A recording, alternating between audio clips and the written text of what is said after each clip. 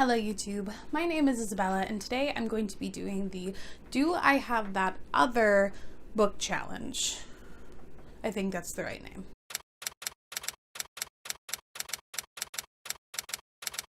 So I think this is my first ever book challenge that I've ever done. I think once for the Reading Rush. I also did like a quick little video, but this is the first like official challenge, I think. And it sounds really fun, but I'm also deeply unprepared because you're not really supposed to be prepared for this.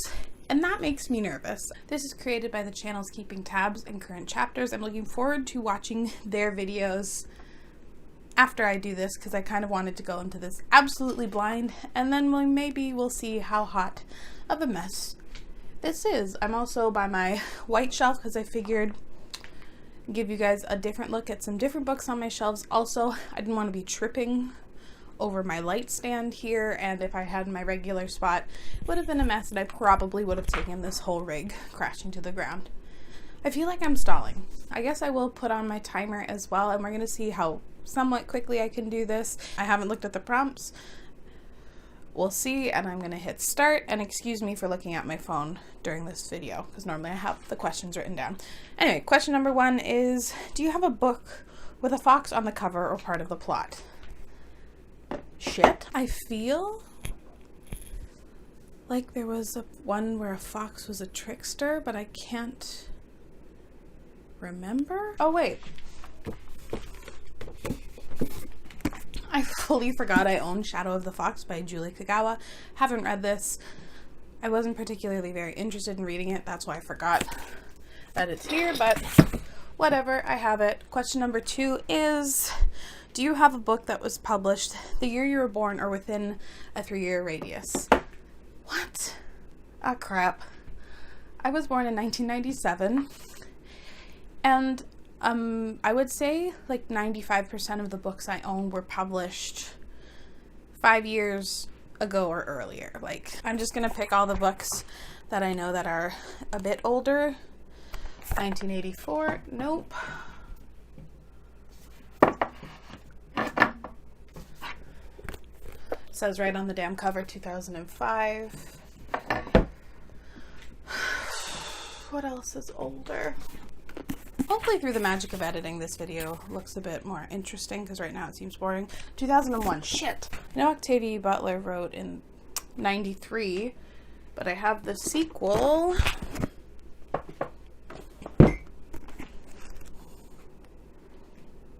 '98, here we go. Wow, I genuinely didn't think I was going to be able to do that. Question 3, do you have a book with music as a weapon or magic? That's pretty easy. I'm terrified I'm going to trip over my mic here. Our Dark Duet by Victoria Schwab. This is the second book in the Savage Song duology. Music is magical and a weapon? I don't remember at this point, but I think it counts. Question number 4. Do you have a series with mismatched covers?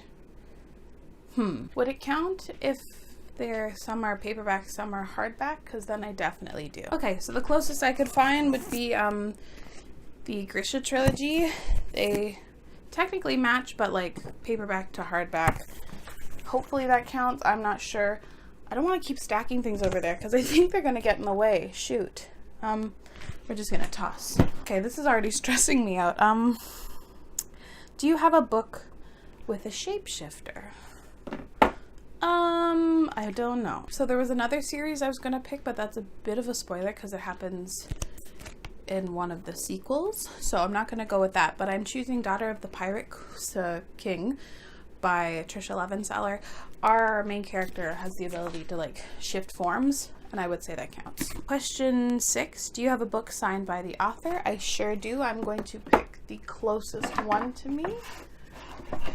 I don't know what that was. I bought Girls Run Brighter from Book Outlet, and it came signed, which was an exciting find. I don't know what this paper is. Question 7, do you have a book with a mostly red cover? Yep, that's nice and easy. Thank you. Oh, that's not mostly red. Here, A Porcelain by Garth Nix. I actually like doing this video because at least you get to see some of the different books I own. I'm trying to prioritize from this shelf, so that's cool. Do you have a book between 287 and 306 pages? What? Oh, cue the montage, I guess. It's too low. I'm ruining my shelves. 287.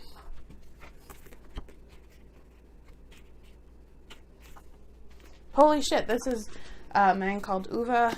294 pages. The second book I picked. That's shocking to me. But moving on. Do you have a book with a main character who wears glasses? Other than the obvious, but those are currently now in my closet. I'm like 99... Ooh, I'm tripping. Shit.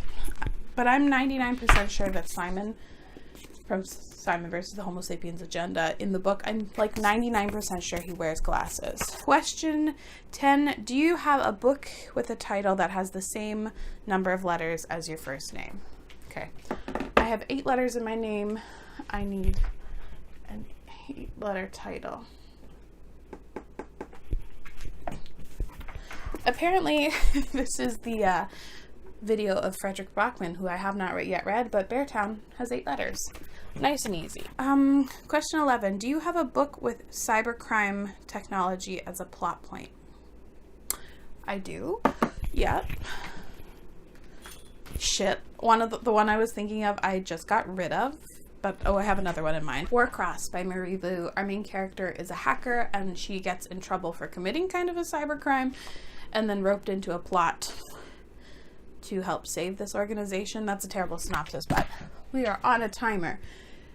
Question 12. Do you have a book written in another language or translated to English? If I'm not mistaken, Isabella Allende originally writes in Spanish. She's a Chilean author, and then her works get translated to English. So this would work.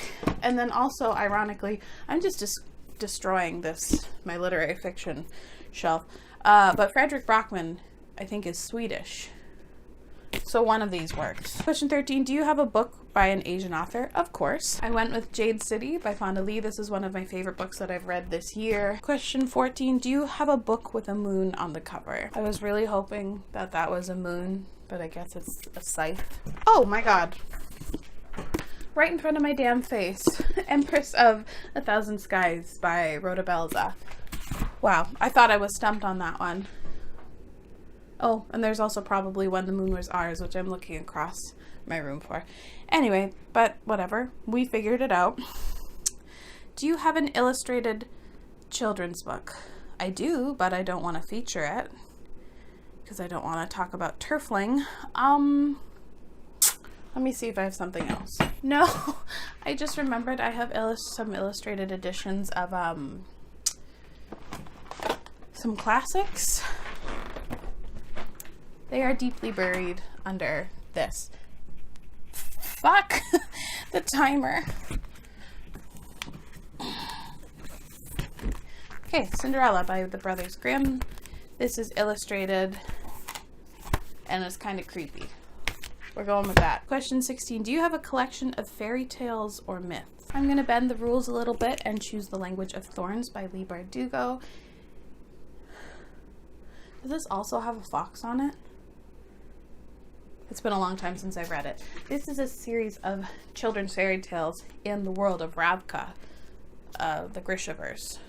So we're counting it. I have other like short stories and stuff, but all of my short story collection is downstairs. So we're going to just stick with that. Question 17. Do you have a sci-fi fantasy with an alliance between races? I sure do. I just can't think of one right now as I stare at Becky Chambers. All of her books have multiple races and alien races in here along with humans, and it's actually really good, and it navigates some of the race relations in this series. That's really good. Question 18. Do you have a book with a narrow front cover, paperback with the front cover that is slightly trimmed shorter? Oh, I hate this, but yes, I do. I know my Grisha books have that, but I'm going to try and find something different. Ooh, I just remembered that my beloved paperback of The City of Brass by S.A. Chakraborty has this because I did not get the first edition paperback, which had the full cover. It irritates me to this day, but I'm not going to spend time complaining about it. And question 19. Do you have a book that includes the first chapter of a sequel? Ironically, that does. something else though. Shoot. What about Leviathan Wakes? Haha. Leviathan Wakes by James S.A. Corey has the first chapter of Caliban's War. And question 20, do you have a book with a broken spine? I sure do. I just noticed this literally today, earlier on, and it kind of bummed me out. But apparently I accidentally broke the spine, I don't know if you can tell, of The Dream Thieves by Maggie Stiefvater. These also happen to be the worst paperbacks known to man. Look at it. Like, it doesn't move. Okay, not bad. For someone who did no planning and very easily could have screwed this up, I got 17 minutes. Hopefully this was edited down for you and not as long, but we'll see. Oh, there's a bonus question. I'm not gonna put the time back on, but this is cool. It says, do you have a book that covers 3 or more of the above prompts? I was gonna cheat and try and use Jade City for something, but we'll try and find a book I haven't used. I like this bonus. This makes the challenge even more difficult. I think for my bonus, I'm going with Tasha Suri's Empire of Sand. This is a predominantly reddish cover written by a South Asian author. She's Indian. And what was the final one? Shit. Oh, I think this has the follow-up or the next chapter in the follow-up Realm of Ash. It sure does.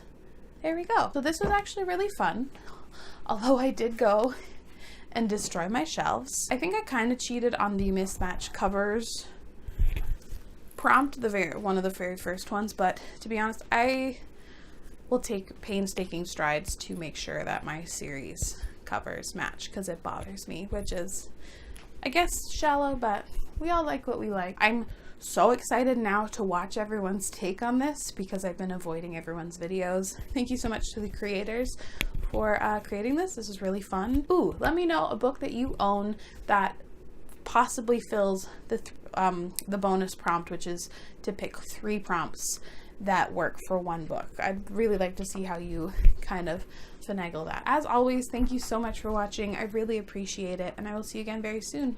Bye.